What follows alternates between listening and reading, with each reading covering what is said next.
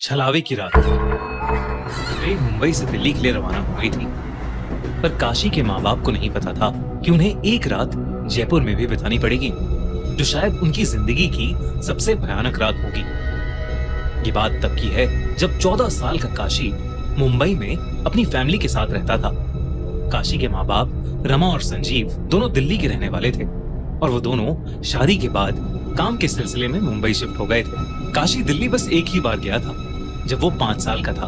बहुत सालों बाद काशी के पापा ने पूरी फैमिली के साथ एक ट्रिप प्लान की। वो अपने बेटे को दूसरी बार दिल्ली ले जाना चाहते थे ताकि वो अपने दादा दादी का घर देख पाए। मुंबई से ट्रेन रवाना हो चुकी थी। काशी मुस्कुराते हुए खिड़की के बाहर अंधेरे में झांक रहा था।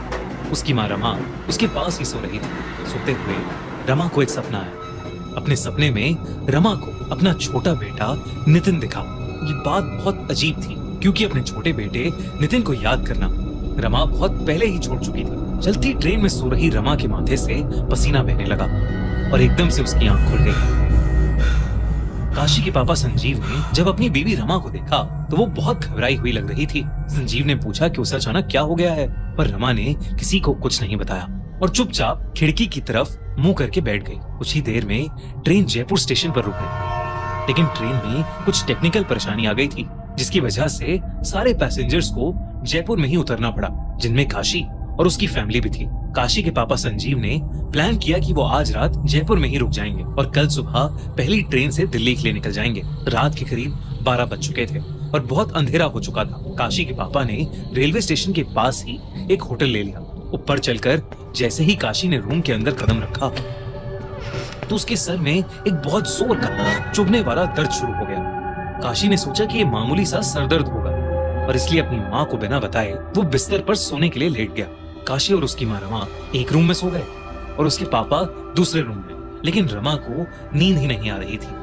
वो पूरे टाइम अपने छोटे बेटे नितिन के बारे में ही सोचती रही। जब काशी 5 साल का था तब उसकी फैमिली में उसके छोटे भाई का जन्म हुआ था, जिसका नाम नितिन था। लेकिन नितिन के साथ एक बहुत बुरा हादसा हुआ था। 5 साल का काशी और करीबन 1 साल का नितिन अपने माँ बाप संजीव और रमा के साथ ऐसे ही ट्रेन से एक बार जयपुर जा रहे थे। काशी के पापा संजीव ने जयपुर से वापस लौटते हुए छोटे से नितिन को पूरे टाइम अपने हाथ में ही पकड़ रखा था। और रात में करीब 2:30 बजे 2 मिनट के लिए संजीव की आंख लग गई। ट्रेन के छोटे से झटके से जब संजीव की आंख खुली तो नितिन उनके हाथ में नहीं था। ये देखकर संजीव ने जल्दी से रमा को नींद से उठाया और उसे सब कुछ बताया। फिर दोनों तुरंत नितिन को पूरी ट्रेन में ढूंढने लगे। वो अपनी आंखों पर बिल्कुल भी यकीन नहीं कर पाए जब उन्होंने नितिन को ट्रेन के खुले हुए गेट के पास बैठा हुआ देखा। किसी को कुछ पता नहीं था कि वो वहां कैसे पहुंचा। रमा और संजीव का दिल जोर जोर से धड़कने लगा और वो लोग जैसे ही नितिन की तरफ आगे बढ़े, ट्रेन में एक और झटका लगा और नितिन ट्रेन के बाहर अंधेरे में गिरकर कहीं गायब हो गया। रमा की ये देखकर चीख निकल गई। उन्होंने फौरन चेन खींचकर ट्रेन रोकी और बाहर निकलकर नितिन को ढूंढने लगे, लेकिन वो कहीं नहीं मिला। काशी उस समय बहुत छोटा था और उसके माँ बाप ने नितिन के बारे में उसे कुछ नहीं बताया था। साल बीते और काशी को नितिन के बारे में कुछ भी याद नहीं रहा। यही वजह थी कि काशी को अपने छोटे भाई के बारे में कुछ नहीं पता था। ये सब सोचते सोचते रमा की आंखों में आंसू आने लगे थे। तभी उसे अपने बिस्तर के नीचे कुछ हिलता हुआ महसूस हुआ। वो चुपचाप बिना हिले पता लगाने की कोशिश कर रही थी कि उसकी नजर दीवार पर टंगी घड़ी पर गई। रात के 3:30 बज रहे थे। एकदम से होटल के रूम का टेम्परेचर गिरने लगा और रूम में बहुत तेज ठंड हो गई, जबकि बाहर गर्मी का मौसम था। रमा को जयपुर की गर्मी में तेज ठंड लग रही थी। रमा को कुछ बहुत अजीब लग रहा था। तभी रमा की पीठ के पीछे से एक आवाज आई, माँ, पीछे मुड़कर मुझे देखो ना, मैं हूँ आपका नितिन। रमा के कान में कोई बहुत धीरे धीरे उसे पुकार रहा था और पीछे मुड़ने के लिए बोल रहा था। वो आवाज सुनकर रमा की रूह कांप गई और डर के मारे रमा एक ही करवट में लेटी रही। रमा को ऐसा लगा कि जैसे उसका छोटा बेटा नितिन वाकई उसे पुकार रहा है। वो मुड़ने ही वाली थी पर रुक गई। रमा को कहीं से याद आया कि जब कोई आत्मा पुकारती है तो पीछे मुड़कर नहीं देखना चाहिए। कुछ देर तक आवाजें उसे यूं ही पुकारती रहीं, पर कुछ मिनटों बाद वो अपने आप बंद हो गईं। ठंड भी अब धीरे धीरे कम हो गई थी। और उनके रूम का टेम्परेचर भी पहले की तरह नॉर्मल हो गया था। जब चीजें ठीक हुई तो काशी की माँ ने बड़ी हिम्मत करके पीछे मुड़कर देखा तो उसे वहां कोई नहीं दिखा। कोई था तो बस काशी। रमा ने देखा कि काशी का मुंह खुला हुआ है और उसकी आंखें ऊपर छत की तरफ देखे जा रही हैं। ऐसा लग रहा था कि मानो काशी का मुंह अटक गया हो। रमा ने काशी के माथे पर हाथ रख के देखा तो वो बुरी तरह तप रहा था। काशी को बहुत तेज बुखार था। रमा ने काशी को दवाई खिलाकर उसके माथे पर गीली पट्टियां रखी, लेकिन उसका बुखार उतर ही नहीं रहा था। फिर रमा ने दूसरे रूम में लेटे संजीव को उठाया और उसे सब बताया। जब रमा और संजीव वापस कमरे में आए तो उन्होंने देखा कि काशी जोरों से कपकपा रहा है। ऐसा लग रहा था कि जैसे उसे भौरे पड़ रहे हों। अचानक से काशी की आंखें सफेद पड़ गईं और वो हवा में ऊपर झूलने लगा।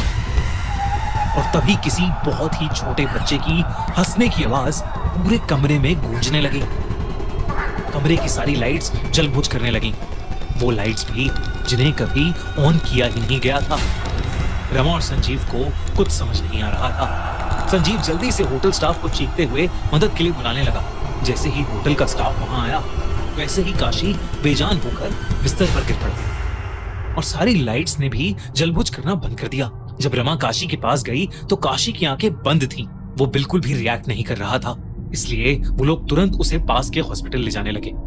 लेकिन जैसे ही काशी होटल से बाहर निकला उसकी आंखें अपने आप खुल गईं और उसका शरीर भी अब पहले की तरह तप नहीं रहा था।